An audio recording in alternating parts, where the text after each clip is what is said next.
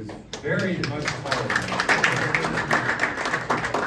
You know, unlike Patrick, I like to start my sets off talking about some hot topics, like some stuff you're probably not supposed to talk about. So I'm just gonna go ahead and get into it, guys. Let's talk about the gold rush of 1850. Now, I say it's a hot topic because we hear about how NFL teams have to change their names all the time, right?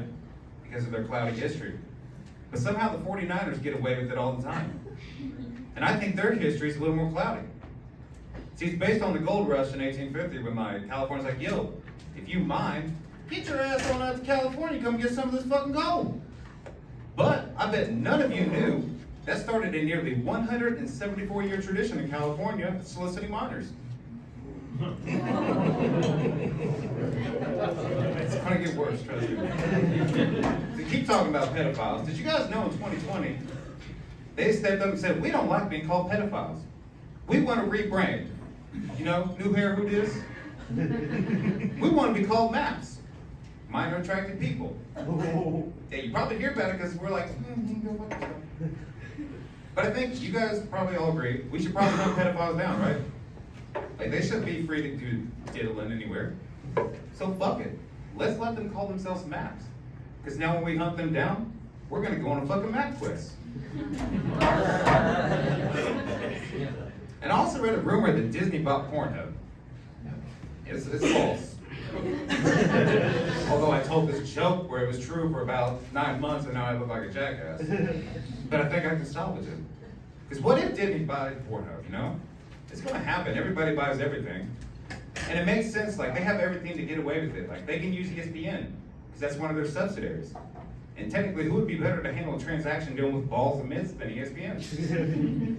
And you know, Pornhub will feel safe for that too, because much like ESPN, they have a history of taking 2.5-hour performances and making a highlight reel. And I don't know if you guys have been on Pornhub. Yes, I already know. And you know what's big? Incest porn, right? Not to be confused with insect porn, although I'm fairly certain both porns have an ant category. So why would Disney want to buy Pornhub? Well, Disney's a family business, right? So wouldn't you want to own the one place in America a family can still come together? And they already have titles you can go ahead and make in there. Honey, I Blew the Kids. You want to do cartoon porn? Have Goofy fucking slamming cheeks with Minnie while Mickey watches. I'll give you the title, A Cook. Maybe I'm just bitter. You know, because Disney sets us up for these false expectations of what relationships are supposed to be. Like, sir, are you like me? Like, you thought you kissed an unconscious girl and you fall in love, only to wake up with a new restraining order? It's fucking terrible. But like, I only had one ex that I can like say really chat my ass, you know, crying in my ears, mainly because she was a germaphobe. And I don't know if you date them, but they're a lot to fucking deal with. And I'm puzzled as to why the hell she liked me, because I am German. But she had this one thing she did that irritated the shit out of her. Like before she'd eat, she'd sit down and spend like anywhere from like an hour to an hour and a half just meticulously wiping the area down. So like I said, she used to really chat my ass. It hurts too. Did you guys have a good Easter? Yeah. It's a weird transition. But like, do you guys have kids at all, anybody? Yeah. You watch them do the Easter egg hunt and shit? Like, Yep. when I was growing up, like, you'd hit that certain age where it's just like bullshit. They give you an MTA and you're like, this is fucking amazing. But then like around 5 or 6, they might start slipping like $1, maybe a couple quarters in there. Then you start elbowing your 2-year-old niece like, I need gas money to get this pop. And like, I can't do it at 35, even though I'm pretty sure I would win unanimously against my nieces and cousins. But like, I don't have kids, so like, I got to live that experience out through my niece. Like, my dad was doing it, and I'm a little shitty that like, he raised the ante this year, but didn't want to do it when I was a kid. He's like, all right, guys, there's one egg out there with a $20 bill in it. And if you find it, it's yours. But like, I got to see that moment my niece like realized this was competitive, and it was like really awesome. Because I blindsided her ass across the yard to get that fucking $20 egg. Shit ain't cheap. You guys fans of history? Yeah, this is going to be as chaotic as my brain, I promise. But like, there's 3 presidents that I admire the most because they have like weird histories that people don't know about. Like Richard Nixon, old tricky dick. Like, we all know how he got out of his Watergate, right? But like, people don't know, like, before he left, he had all the staffers together. He gave like a really nice speech to them, like, look, This is ending bad for me, but don't let this tarnish your legacy. This is probably the biggest blemish on my career, but don't let it be the biggest blemish on yours. And I thought that was a really weird stance to take. Because at one time, Richard Nixon had Ted Bundy as his campaign manager. And you would think that would probably be the worst thing that happened. And then Ronald Reagan, you guys remember him? Yeah, I did too. His shooter's out though, that's nice. But like, I learned that his wife, Nancy Reagan, when she was younger, was quite the little throat goat. Like, she was blowing all of Hollywood. Like, Nancy Reagan knew her way around the cock, like Jenny knew her way around the block. I can't prove it, but I'm pretty sure Gone with the Wind was inspired by one of her blowjobs. And I'm pretty sure Ronald Reagan's pissed off. He's like, God damn it, Nancy. I'm trying to sell Just Say No and you're not doing it for the dick. But maybe they got over that, right? You always have relationship hiccups and you get together and you move past it. Maybe they turn that dick-sucking skill into a negotiating tactic. How do we know the Berlin Wall didn't go down? Because behind the scenes he was like, Mr. Gorbachev, tear down those draws. But I bet you guys didn't know, he actually ran against Richard Nixon in the Republican primary in '64 and lost. And like I just told you, we know how Nixon got out of office. But it got me thinking, were the Reagans so pissed off by that loss in '64, did they leak that story to the Washington Post? Folks, was Nancy Reagan deep throat? And if she was, single-handedly give her a round of applause. Biggest dick she ever took down. And I'll end with everybody's president growing up. Good old Clinton. Did you guys know his name really isn't Clinton? When he grew up, his last name was Jefferson. Yeah. His real biological father died because he got drunk, got in a crash, hit a pole, and drowned in 3 inches of water. Then his mom remarried, as they do. And she married a man named Clinton, who used to be a very big piece of shit. But then he stood up to him, made him leave, and walked down to the courthouse and said to his younger brother, I'm gonna take your last name so you know we're related. But I don't think that's why. I think if you had to have a backstory for your dad, and you had to choose between an abusive asshole or some drunk that died in 3 inches of water, I'd go with abusive asshole. Yeah, that joke never worked. It's fun to tell. You know, Bud Light's in the news a lot lately too, but I think it's fucking weird. Like Kid Rock's all outraged because they're going like more trans community friendly, right? Which is weird, because I've always considered Bud Light to be the gayest beer ever anyways. At least out of all the light beers. And I don't think people drinking Bud Light are too worried about pronouns. Half of them have to face probation.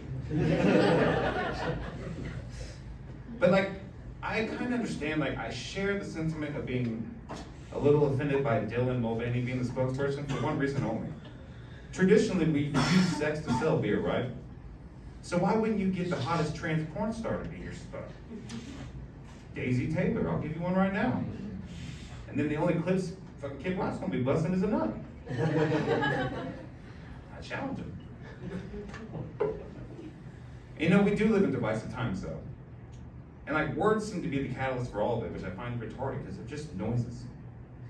Like, if we didn't speak English, I'm just up here just rampant. I might as well be the same person outside jerking off in the parking lot. I got the same demeanor for them. I definitely look like I stole some clothes from them.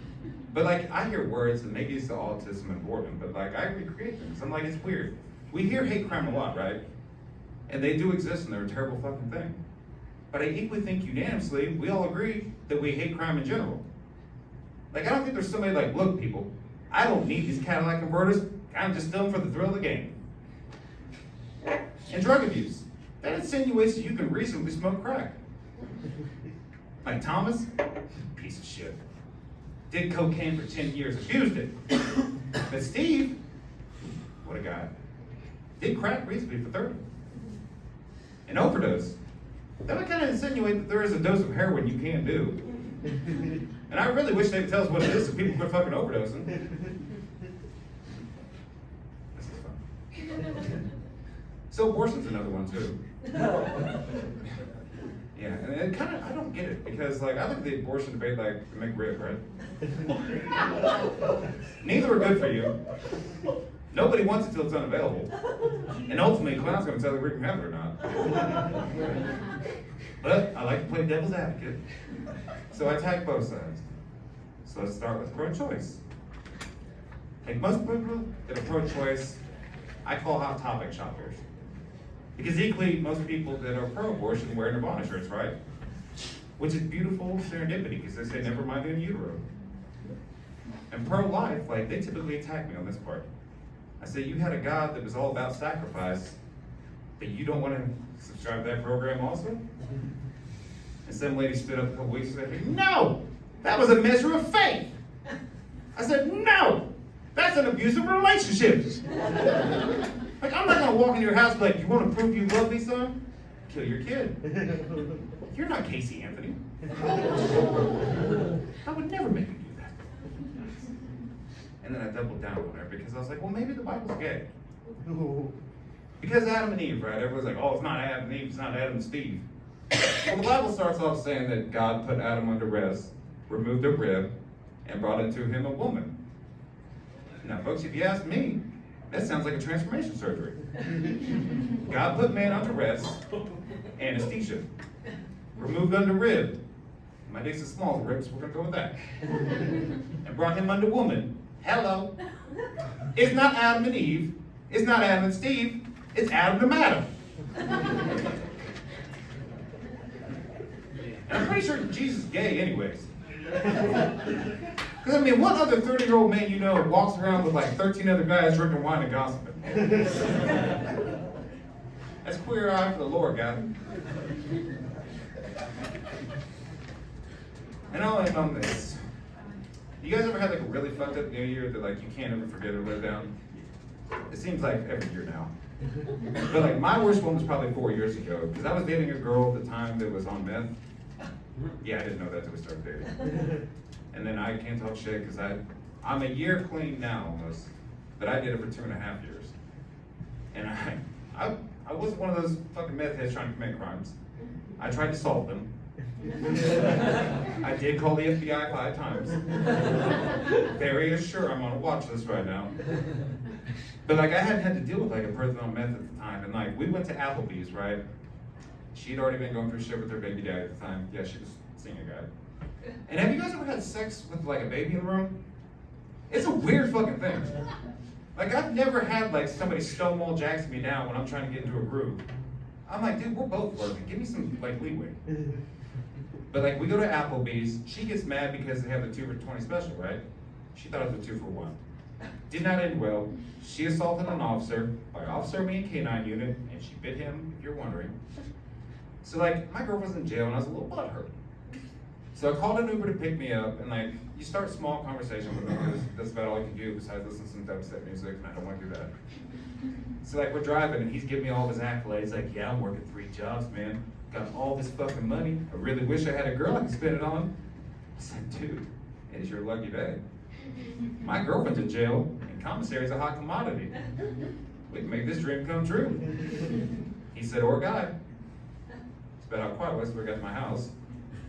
Then he turned around and said, look, I'm going to cut the shit. I'll give you $1,500 if you suck my dick. Man, that's a weird way to end New Year, right? I didn't get mad. Because you wake up the next day, and it's a new year and a new start. And what is a better way to start a new year than with $1,500? All right, thank you. That's my time. Yeah. All right, keep that energy going higher.